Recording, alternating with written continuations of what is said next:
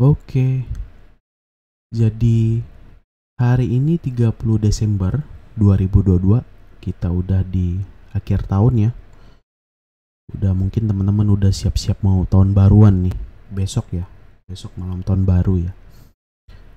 Nah ini kita masih di websitenya OSS RBA, jadi memang hari ini kita udah mengalami beberapa kali update ya OSS RBA, dari pertama kali di launching ya sampai hari ini gitu kan, sampai menjadi seperti inilah fiturnya si OSS RBA ini kan. Jadi kali ini kita mau bahas tentang perdagangan besar dan perdagangan eceran, jadi KBLI 46 dan 47 yang tidak bisa dijadikan satu. Nah ini acuannya ada di PP nomor 29 ya tahun 2021. Nah ini kita bisa lihat di sini. Nah ini KBLI 46 perdagangan besar, jadi sehingga tidak dapat dijalankan secara bersamaan dengan bidang usaha perdagangan eceran. Ini PP 29 tahun 2021 tentang penyelenggaraan bidang perdagangan. Bang kok nggak bisa lagi? Ya tanya pemerintah, peraturan pemerintah ini kan. Nah jadi memang ya ini ya regulasi yang dibuat oleh pemerintah ya. Jadi ada beberapa teman-teman yang memang dalam customer yang memang aku kerjain gitu kan, ada beberapa case atau kondisi yang memang kadang-kadang nih badan usaha ataupun perseorangan ini udah kayak gado-gado ya KBLI usahanya, udah campur aduk perdagangan besar, perdagangan kecil, industri, kadang-kadang itu agak maruk sih, kayak mau ngambil semuanya gitu ya. Tapi itulah mungkin ada regulasi itu ya, makanya memang pemerintah melihat ini KBLI usaha di OSS udah gado-gado semuanya nih. Nah makanya lah terciptalah peraturan ini ya gitu. Nah ini kita bisa lihat, ini kan misalnya contoh, ini aku ambil contoh dari non UMK badan usaha PT ya. Jadi dia udah ada 46, ini aku jadikan contoh aja ya. Dia udah ada 46 beberapa perdagangan besar ya, 46 ya. Nah ini 46, kita coba tambah bidang usaha 47, apa yang terjadi ya. Nah ini misalnya kita coba tambah 47, aku coba tambah apotik ya, 47721 apotik. Oke, kemudian nah ini yang akan terjadi, akan muncul nomor izin penanaman modal dengan NPWP yang sudah terlock dan kemudian tanggal izinnya. Nah ini sudah, ini kalau kita isi ini tidak bisa disubmit ya, tidak bisa disimpan. Nah ini jadi kalau kita isi juga tidak bisa disimpan. Nah memang ini memang sistem dari OSS RBA-nya gitu, karena memang tidak bisa 46 tidak bisa dijadikan 47 ya, digabung bersama dengan 47 perdagangan eceran gitu, akan ditolak oleh sistem OSS RBA karena memang regulasinya seperti itu. Nah kenapa muncul nomor izin penanaman modal? Biasanya nomor izin penanaman modal ini biasanya untuk PMA yang asing. Jadi memang kalau biasanya dalam negeri tidak ada nomor izin penanaman modal gitu. Nggak tahu deh ngurusnya di mana. Sebenarnya daripada kita bikin ribet ya, ini memang ada beberapa kondisi ya juga ya. Ada kondisi yang terjadi misalnya, nah ini kan langsung ditolak nih oleh OSS nih, hubungi tim teknis. Tapi nggak tahu kalau capek-capek hubungi ya, palingan ya,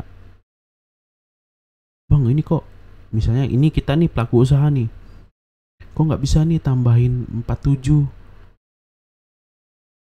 Saya disuruh hubungi tim teknis. Sebenarnya nggak usah capek-capek juga untuk menghubungi BKPM ya. Nanti BKPM-nya ngomel, aduh pak, bapak nggak baca peraturan nih. Ini kita udah jelas-jelas nih peraturan nih, PP 29 tahun 2021.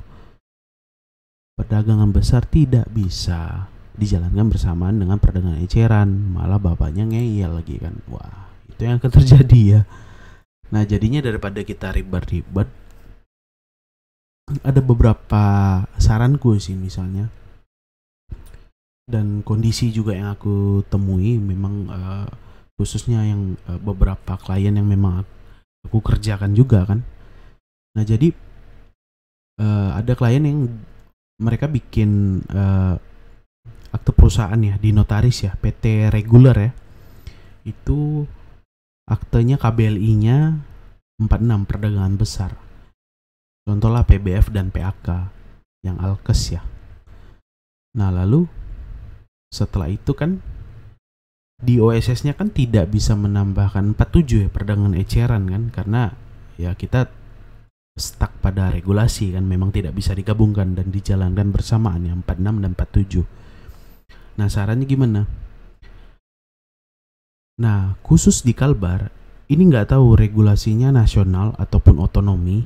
Nah, khusus di Kalbar ya, dan tiap kabupaten kami 47 harus membuat PT juga, atau bisa pakai identitas dari apotekernya. Tapi itu biasanya waduh banyak sekali dilema masalah pajak segala macam, NPWP kan. Nah, jadi biasanya ada yang apotekernya nggak mau, ataupun si pelaku usahanya pengen memakai NPWP usaha mereka sendiri. Nah, sedangkan harus PT gitu kan. Nah, ini akhirnya berpikir kan, memang apakah harus bikin PT di notaris lagi gitu kan, untuk memasukkan KBLI apotek yang 47721 yang notabene perdagangan eceran. Nah, biasanya saranku adalah untuk apotek itu bisa pakai PT perorangan. Jadi bisa pakai perseroan perorangan yang bisa diurus sendiri di ahu.go.id. Nah, tinggal ngulik deh tuh. Jadi nggak perlu bikin PT reguler ke notaris yang mahal. Nah, itu untuk yang perdagangan besar aja. Tapi yang eceran, perdagangan yang 47, nah itu bikin pakai PT perorangan. Nah, kalau PT reguler itu nggak bisa. Kalau PT perorangan itu tidak bisa memakai itu nggak bisa menambahkan KBLI 46 perdagangan besar, nggak bisa. Itu udah aku lihat di e-licensing dan Seralkes, itu ditolak tuh nanti di aplikasinya di websitenya. Nah, anehnya kalau PT perorangan itu input ini misalnya 47-nya nggak ada ya. Ini kita masukin untuk yang bikin PT perorangan untuk izin PBF atau PAK. Nah, PT perorangan di OSS-nya itu bisa memasukkan KBLI 46 PBF dan PAK, tapi ketika integrasi ke website Seralkes atau e-licensing itu ditolak pada saat submit. Nah, itu kayaknya antara BKPM dan Kemenkes ya, itu harus duduk bersama. Mungkin mereka kurang kopi kayaknya. Harus ngopi bersama. Itu kenapa di BKPM, di OSS, yang OSS kan punya BKPM kan. Nah, di OSS RBA, PT perorangan bisa input KBLI yang 46 perdagangan besar, tapi ketika di e-licensing dan Seralkes itu tidak bisa, submitnya ditolak karena tidak dianggap PT ya, padahal PT. Nah, itu mungkin kalau memang itu jangan mengecewakan fitur baru dari PT perorangan, jangan mengecewakan hati dari para pelaku usaha gitu kan. Jadi di OSS-nya udah langsung ditolak kalau memang nggak bisa gitu. Nah, kecuali apotek dia tidak terintegrasi dengan website lain. Nah, apotek dia uploadnya sepenuhnya di OSS RBA, kecuali karena izinnya dia dari dinas kota kan, kabupaten kota kan, ruang lingkupnya kan. Kalau yang untuk yang PBF sama PAK itu kementerian, Kemenkes ya. itu uploadnya di integrasi ke website masing-masing ya, licensing atau share alkes gitu. Nah, jadi caranya kalau yang tadi kalau pengen nambahin udah 46, udah ada misalnya udah ada bikin PT reguler notaris 46, udah 47-nya pakai PT perorangan. Biar tetap bisa menjalankan usaha ini ya, dan tetap PT. Kalau pakai PT perorangan bisa nih apotik. Dia tidak ditolak di website manapun, karena memang kalau apotik uploadnya di OSS ya, sepenuhnya di OSS, tidak ada terintegrasi dengan website lain atau aplikasi lain. Beda dengan perdagangan besar ya, yang khususnya yang PBF sama PAK kan ada terintegrasi dengan licensing dan share alkes ya. Tapi kalau apotik kan di sini. Jadi kalau mau nambahin apotik ya udah bikin OSS baru, bikin PT perorangan aja gitu. Syukur-syukur kalau apotekarnya memang mau meminjamkan NPWP-nya untuk dijadikan data identitas akun OSS kan. Tapi kalau mau bikin PT ya biasa pelaku usaha kan, waduh kok bikin PT lagi, mahal ini. Ya udah bikin PT perorangan. Jangan yang reguler. Budgetnya terlalu besar jadinya kalau untuk hanya ingin menambahkan KBLI 47 ya. Tapi mungkin mudah-mudahan di notaris, aku nggak tahu deh. Apakah notaris tahu kalau sekarang 46 dengan 47 nggak bisa dijadiin satu? Ya mudah-mudahan tahu juga, jadi bisa info juga ke para pelaku usaha notarisnya. Kalau yang 46 ya udah bikin 46 aja, 47 aja. Karena memang nantinya ribet di OSS-nya, karena OSS nggak bisa dijadiin satu 46 dengan 47. Nah, permasalahannya di situ. Tapi kalau pengen gampang, yang 47-nya pakai PT perorangan misalnya udah terlanjur bikin 46. Tapi 46 yang memang lebih baik sih pakai PT yang reguler, bikinnya di notaris. Karena memang PT perorangan tidak bisa untuk perdagangan besar ya. Yang khususnya yang PBF sama PAK itu ditolak oleh sistem nanti pada saat submit di websitenya share alkes atau licensing gitu. Nah seperti itu. Jadi kalau teman-teman mungkin dia banyak lah case-case di ini, di permasalahan 46 dan 47.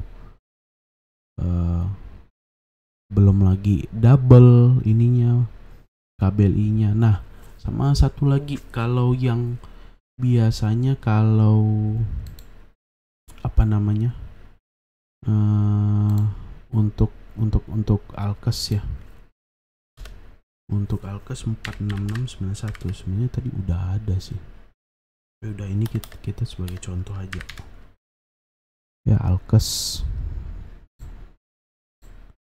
Nah alkes ini kan kalau teman-teman jangan sampai KBLI-nya double. Jadi memang kadang-kadang bang ini data file tidak ditemukan segala macam. Itu karena KBLI-nya double, ataupun pada saat waktu pengajuan pemenuhan persyaratan itu tadi ataupun perpanjangan. Jadi memang karena KBLI-nya double, ngajuin di mana tapi yang buka ngelanjutin di mana gitu. Jadi ID izin proyeknya nggak ketemu integrasinya. Jadinya itu bisa menyebabkan data file tidak temukan, karena memang sangat sensitif sekali ya masalah integrasi ini. Memang banyak sekali terjadi kesalahan integrasi di alkes nih, paling banyak nih. Jadi mereka data file tidak ditemukan, kemudian nggak bisa dilanjutin lah ini submitnya, idaknya segala macam, perpanjangan, perubahan, pergantian, ataupun dari IPAK ke IDAK gitu. Nah jadi ID izin proyeknya harus sama gitu, KBLI-nya usahakan harus sama gitu. Nah kalau nggak sama itu yang segala macam nih, nanti turunannya sampai ke izin edarnya juga ribet nanti kan. Nah itu dia, jangan beda KBLI-nya, karena per KBLI itu ada ID izin proyek. Nah itu yang terintegrasi dengan permohonan mana yang kita submit ke Seralkes gitu. Jadi harus sama. Ini seperti itu. Oke. Jadi oke deh. Wah udah tadi kita di opening udah tanggal 30 Desember, sekarang udah tanggal 31 Desember gitu kan. Jadi sekarang jam 12:10 dan sekarang sudah tanggal 31 Desember. Jadi besok sudah tanggal 1 berarti. Padahal tadi tanggal 30, kemudian openingnya besok tanggal 31 malam tahun baru. Sekarang udah aku ucapin nih, ini udah tanggal 31 Desember. Berarti nanti teman-teman yang ingin merayakan tahun baru ya, selamat lah, have fun lah, party lah. Karena besok sudah tanggal 1 Januari. Karena sekarang tanggal 31 Desember. Waduh, waktu begitu cepat dan OSS begitu. Mudah-mudahan cepat update-nya, perbaikannya. Jangan kebanyakan chats lah, sampah lah. Ininya kan banyak PKKPR yang nyangkut ya, jadinya jadi sampah di akun OSS gitu. Ya mudah-mudahan kedepannya OSS, mudah-mudahan BKPM dengar ada fitur untuk penghapusan PKKPR yang nyangkut ataupun yang stuck di BPN ya. Pak BPN tolong, yang stuck atau yang skip atau yang buntu semuanya, mudah-mudahan ada fitur menghapus KBLI yang belum terbit dan stuck di BPN gitu. Nah sekarang belum ada tuh caranya tuh yang. Tapi kalau teman-teman ada yang punya caranya ya pastinya udah dijadikan jasa ya pasti. Saya juga gitu sih. Oke deh, selamat istirahat teman-teman dan selamat tahun baru dari Sinonim Konsultan. Terima kasih teman-teman yang selama ini udah memakai jasa Sinonim Konsultan. Terima kasih banyak, terima kasih. Dan semoga usaha teman-teman yang dari perizinan Sinonim Konsultan ya lancar, jaya, sukses selalu, jaya. Oke, terima kasih. Salam dari Sinonim Konsultan. Selamat tahun baru dan semoga tahun 2023 semuanya semakin lancar. Amin. Oke, terima kasih.